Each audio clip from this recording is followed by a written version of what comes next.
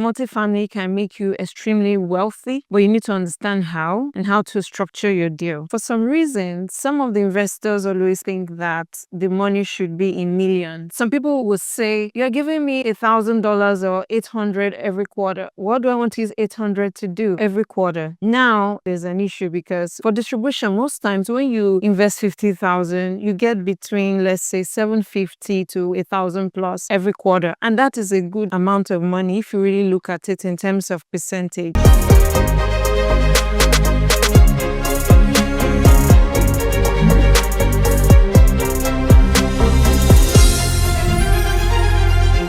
Hello everyone. I'm super excited about today and let me tell you why. Myself and Ify were involved in some deals together and recently we saw a pattern. And in that pattern, we normally distribute cash flow to our investors. But most times, some of the deals we have preferred returns. And for some reason, some of the investors always think that the money should be in millions. You know, you invested 50,000 but you want $1 million. I'm just kidding. But in quote, you understand what I'm saying. They invested $50,000. They want a lot of money as distribution. So we thought of it and said, oh, there's a misconception somewhere. They really don't understand how multifamily is structured and how you get the large chunk of money. Because some people will say, you're giving me $1,000 or 800 every quarter. What do I want to use 800 to do every quarter? Now, that was when we found out that there's an issue because for distribution, most times when you invest 50,000, you get between, let's say, 750 to 1,000 plus every quarter. And that is a good amount of money if you really look at it in terms of percentage. But if you do not understand or you're in those category of people that are looking for millions or billions of dollars, then that is a different conversation. But the idea is multifamily can make you extremely wealthy, but you need to understand how and how to structure your deal. So today, myself and if you are going to make this very interactive, we'll try. But in some, we are going to now do the education after some few minutes of interaction.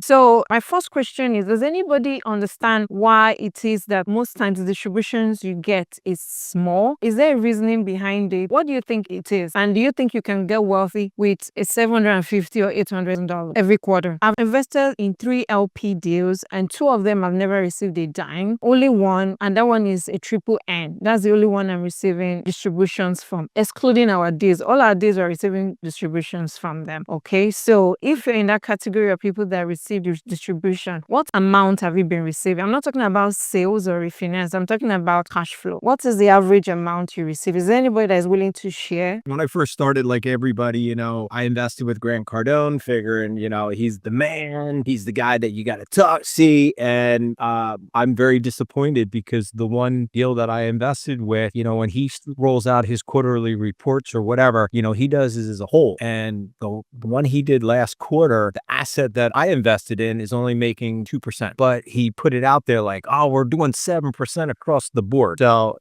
I get $110 a quarter. That's it. So that's it for the money I put in there. I go, yeah, that kind of stinks. So can I ask, in that deal, do you remember at the time it was being presented to you, did they mention if you were going to get something called a preferred return?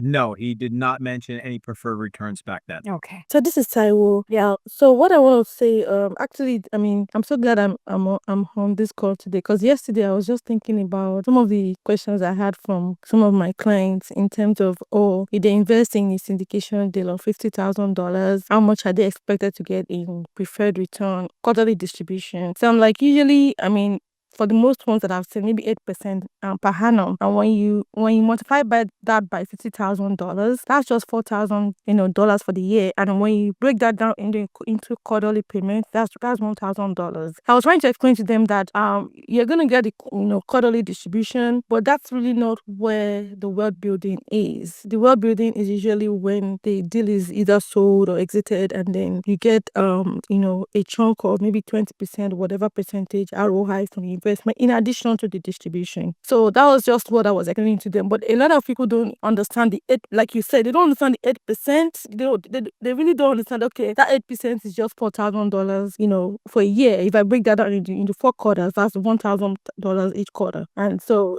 I'm just glad that you're doing this evening, and I'm here with you. Yes, I want to really break it down so that all understand it very well. So we're going to start from a syndication. Who are the partners in a syndication? In a syndication, we have two branches. We have the GP and we have the LP. So who are the GP? The full name for GP is general partner and the full name for LP is limited partner. The limited partner, just like the name implies, you are limited. That means whatever amount you are putting down, that is a risk that you're exposed to only. So you are limited based on the amount you've invested. But for the GP, whether or not they invest 50,000 or not, they are not limited to it. They are liable to so many risks and all that. But there's a way we structure it with an LLC that covers the GP. The LP is passive. That means you don't get to do anything. You allow your money work for you. It's very good for busy professionals or people that don't have time. That is it. Then the general partners are for people that have the time and they feel that they can run this because you need to put in some sweat equity into it. So that is it. So now that we understand that, now how do the GP and LP get rewarded? Because you can't be bringing your sweat equity and your cash equity without understanding how you can get compensated. A deal can be very good, but if wrongly structured, there'll be a problem. So let me explain what that means. Let's assume I have a deal that is supposed to make, after I've paid my expenses, let's say I made an income of a 1.5 million income and I ran an expense of, let's say, 500,000. I'm left with 1 million. I paid my mortgage, the lender 500, and I have 500 left. If I decide to structure that deal to give my investors only cash on cash, if I decide to structure that deal to only have cash on cash, it will give me a different outcome. If I decide to structure that deal to have preferred return first, then have cash on cash, it's going to give me another different outcome in terms of proceeds. So these are things that we need to understand. So now what is preferred returns? Preferred return is categorized as cash flow. So that's what some of us do not understand. You have an income and you've paid out your expenses. The next thing for you to do in the capital stack is pay your lender. That is priority. You can't go and pay investors who have not paid your lender. No. Once you pay your lender, what is left is called cash flow. Now, are you going to take from the remaining cash flow you have to do your capex? It's up to you. Some people don't have extra money to the capex, so they take that money and do capex. Then the remaining one they now share. But if you've reserved capex is capital expenditures. These are things that have a very large, long span of life. There are things like roof replacement, HVACs, and all those things. Anything you're spending money in that category can be described as capex. Things that are durable, that has a long span of life and all that. Appliances, when you buy them, they are under capex. So items like that, depending on you, you can say, the profit I've made, that is, I've paid my lender, I have 500,000 left. From that 500,000, you can decide, I want to take that money and do some little capex, and the remaining I'll give to my investors. It's up to you. But the ideal way to do it is that you would have raised capex amount separately at the time when you are raising money to close the deal. So once you have that, it means that you will not be touching or be going into your profits that you've made from your income minus your expenses minus your lender's money. You only have that 500,000 left. So now you have the 500,000. That is where the issue is. How do we divide the 500,000 that will make sense for both the GP and the LP partner? Some people can decide. It's a straightforward. Once I get it, I'll do a 70-30% split. Simple. That is, the LP will take 70% and the GP will take 30%. Or LP will take 80% and the GP will take 20%. It all depends on you. Everything I'm saying is called waterfall. Waterfall is like water dropping on a staircase. You know, when you see a waterfall in a fountain dropping like this, like that, means from one stage to another, just like what Ife described using an elevator from floor 1 to floor 2 to floor 3. That is how it is. So the waterfall in this process that I've described is we've paid our lender. Our lender is the first floor. You must pay. Now, the second floor can either be just your cash on cash. So I can decide that cash on cash, the COC, my cash flow that I want to pay the investors, that's what I want to pay, my 70-30 split. I just want to do that. I don't want preferred returns. I don't want anything. I don't want stress. I just want to pay them directly. So you can do that. That is a very simple way of structuring a deal. But is that the ultimate way of doing that? Let me tell you why that might not be very enticing. It's very good for a GP partner. So if I'm a GP, I love that. I would like to structure a deal for 70-30 split because as the LPs are making money, I'm making my money. So it's simple. I'm happy. You're happy. I'm happy. But now the problem with that is that, for example, let's say I don't have my reserve for my capex and I actually made 500 and my property manager calls me and says, "Baby, your roof is leaking and it's going to cost us 150,000 to replace." That means from that 500 I have made as profit, 450,000 will go to the roof repair and only have 50,000. What does that mean? It means that I really do not have any money to share to the investors, or do I have to give to myself? It's that simple. There's no money to go around. So what I would do is, if he is an investors person, administration, she's so good at it, she will just send an email. No, I'm not saying we do this on our deal, or this is not what we do. So, but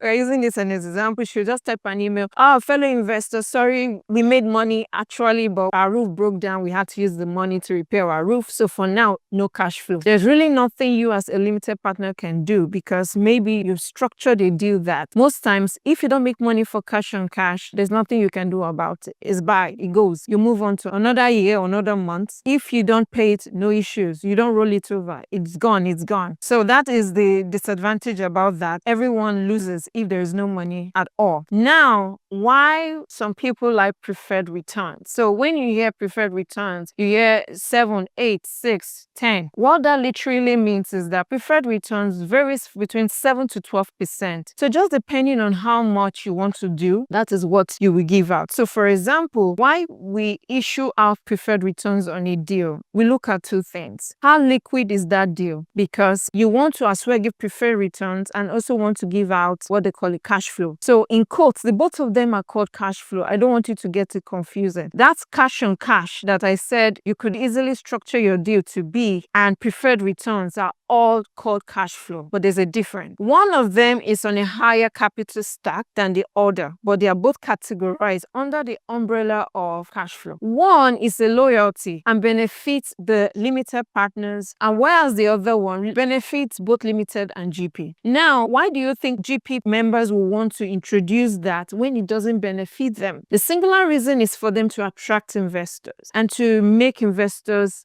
because for you now, you have to put some incentives down for you to get investors on board, right? So it's part of the ways to attract investors is a loyalty to them, telling them that, guys, I'm going to stay back. I'm a GP, but I won't collect any money. I will allow you guys take the ride. Enjoy yourself. Whatever profit we make, we'll give it to you. And even if we don't give it to you year one, we'll move it to year two. So we owe it to you, we'll give it to you, right? So that is the difference. For cash flow, just bare cash flow, no preferred returns. Guys, we did not make it, we did not make it. That's it. We are not moving it over to the next year. It's gone, it's gone. But preferred returns, guys, we made it. I mean, we did not make it in year one. We have to move it to year two. We still kind of owe it to you. We'll move it. We'll keep moving it. That's another form of waterfall. When you are transferring it from one year to another, maybe because you did not make as much or you made as much. So that is the difference between the two. So now what people do is they structure their deals to have both components, preferred returns and cash on cash. Now, it means that I will have to issue out preferred returns to the investors first, then whatever is left will now be split as cash on cash. So now, how can we make preferred returns attractive for both the limited partners and GP partners? That is another form of structure. And that is not really out there, but we've structured two of our deals in those ways that it's going to be beneficial for both. And let me tell you why